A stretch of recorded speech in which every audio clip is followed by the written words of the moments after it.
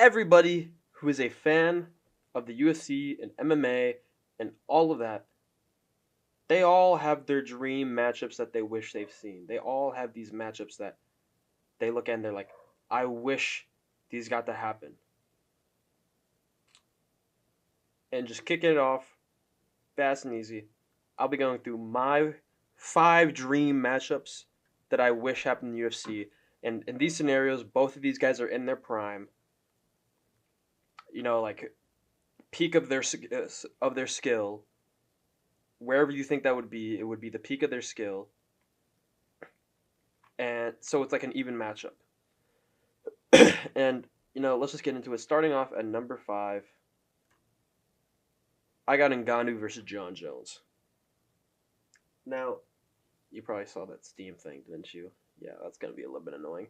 But I originally had this as Pereira versus Jones, but then I was thinking like, no, I think light heavyweight John Jones shits on Pereira like almost 10 times out of 10.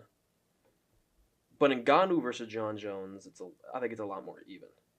I know people are gonna be like, well, Ngannou got slept by Anthony Joshua. John Jones isn't Anthony Joshua. He doesn't hit nearly as hard as Joshua. I think Ngannou could eat shots off John Jones pretty easily. Maybe not now that his chin finally got cracked and got broken. But here are my basic reasons. Number 1, John Jones is viewed as the heavyweight GOAT or as the GOAT of the sport by most fans. Stipe is the heavyweight GOAT, but John Jones is the overall GOAT viewed by most fans. I don't agree with that, but he's viewed by most fans, so regardless. Ngannou is a much bigger and stronger heavyweight than the average heavyweight, along with being much bigger and stronger than most guys John has ever faced. Ngannou has that knockout threat equalizer. Jones and people see Jones as much more skilled than Ngannou. I think it's an awesome matchup that every fan wanted instead of Ngannou versus Jones.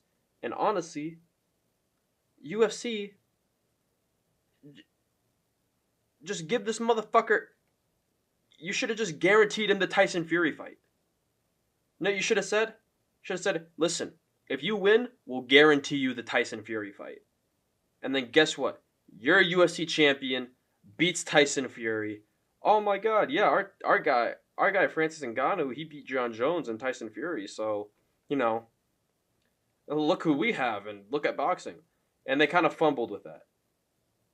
Honestly, if they just guaranteed Ngannou the Fury fight, if he beat John, if they guaranteed him if he beat John, then the UFC would be cooking right now. Then they would have looked at Anthony Joshua and they would have been like, all right, we're not going to give this to you because we know Joshua would sleep you and we're not doing that. You're going to get beat by Joshua.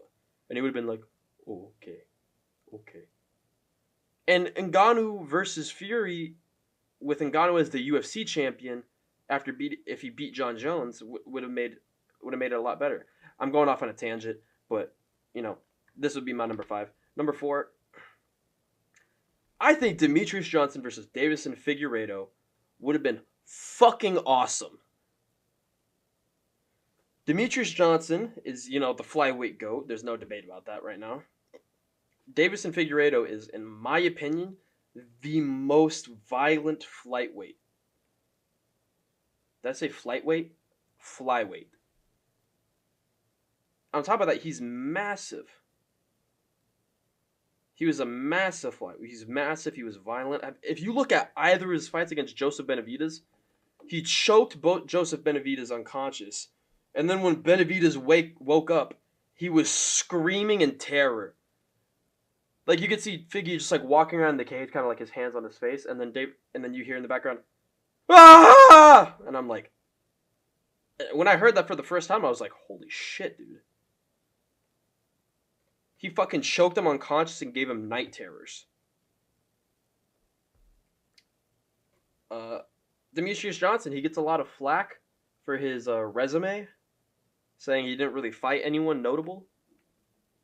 And I think a guy like Davison Figueiredo, who's the champion, who you think he had one defense, like he had how many title wins? He had, if we're counting his first Joseph Benavidez fight,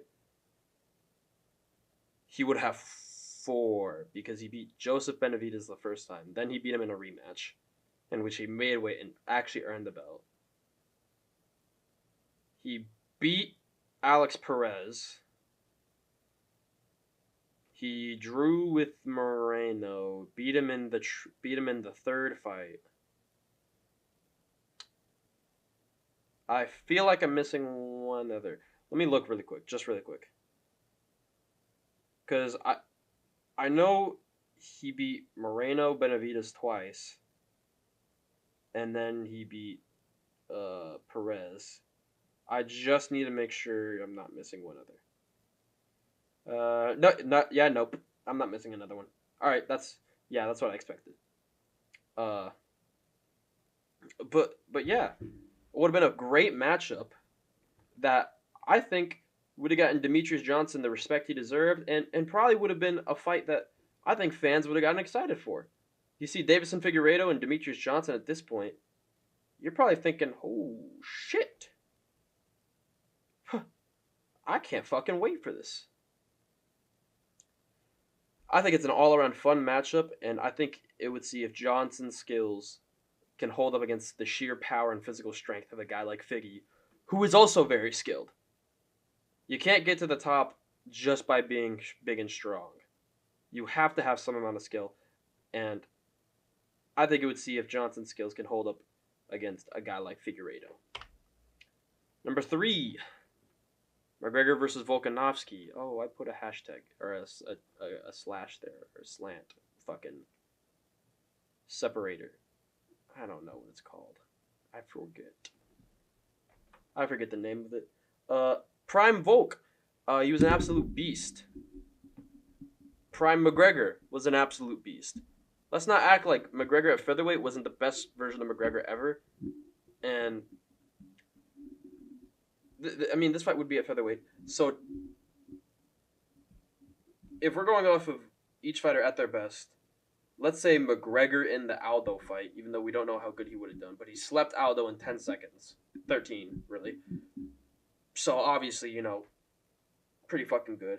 And let's say Volk, this is the Volk from the third Holloway fight.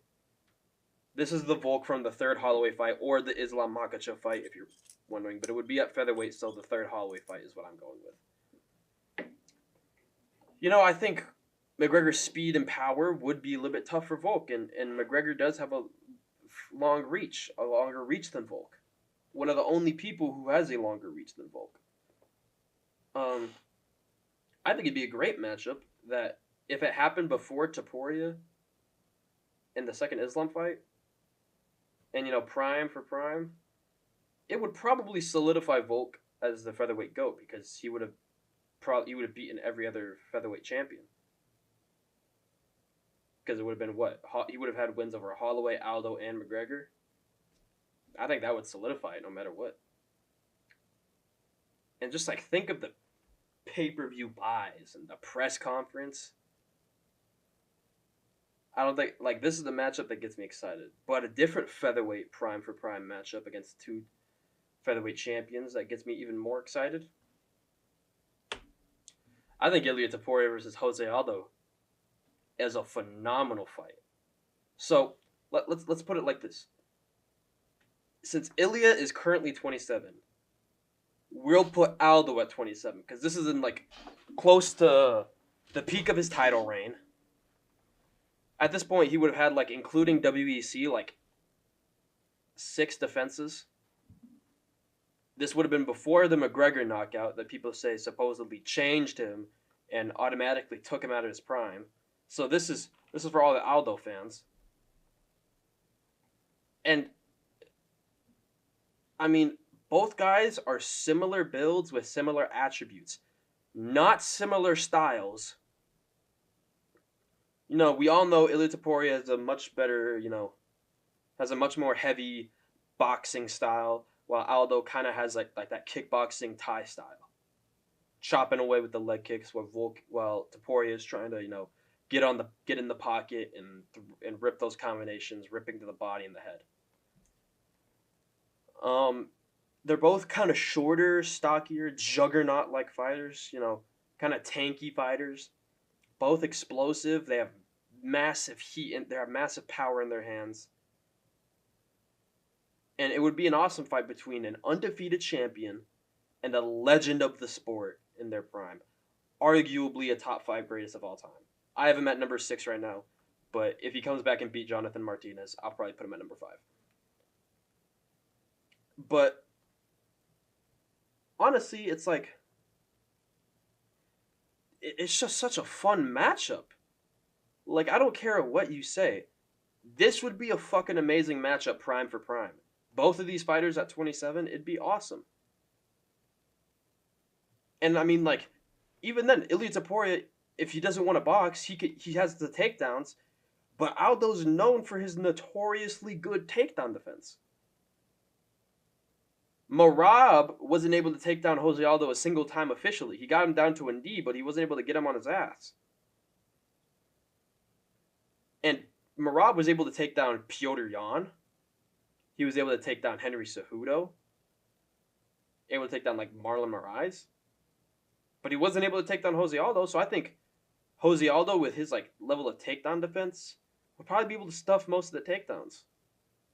So I think it'd be a really, like, close, even matchup that I think would get a lot of fans interested if it happened. Obviously not now because, Aldo's 37 and he's 10 years old. He's 10 years older than Ilia.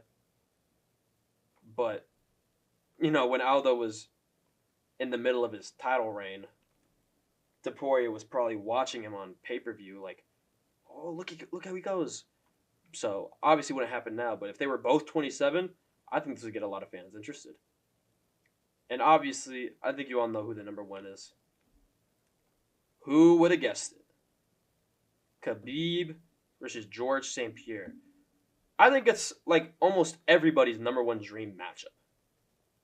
It's one of the most highly contested debates in the UFC, besides maybe like Khabib versus Tony Ferguson. That's a very divided poll. But Khabib versus George St Pierre, it's probably one of the most highly contested matchups. There are a lot of people who think Khabib would take him down, smash him. And there's a lot of people who think George St Pierre would outclass him. So obviously, for the sake of this argument, they're both going to be 32. But since Khabib has missed weight twice, I don't care what you say, that scale was bouncing and it was moving still, and it looked like it was moving up towards the top, and it was about to settle towards it hit the top, which means Khabib would have missed weight. But the guy just said, "Shh, 155." Like, okay, dude, sure. I think the commission really helped him out on that one. But regardless, 170. This fight's happening on 170 if it's a dream matchup. So it puts the arguable GOAT of the sport against one of the most dominant champions the UFC has ever seen. I know I don't even have Khabib in my top 10. I'll admit, he was dominant as fuck. But the real big thing was Khabib as great as people say he was? Or is he just a can crusher who got good matchups like others say? I kind of think he was. But if he beat George St. Pierre, if he in his prime beat George St. Pierre in his prime at like 170, I wouldn't argue with it. I would not argue with it. And automatically I'd probably shoot Khabib up to number 3. Still probably not number 1, but, probably number 3. Fuck it, maybe number 1. But, yeah. Those are my top 5 dream matchups in the UFC. If you guys have your own dream matchups, tell me yours down below and tell me how you think those dream matchups would have gone. Like, subscribe, and later, I'm going to touch you.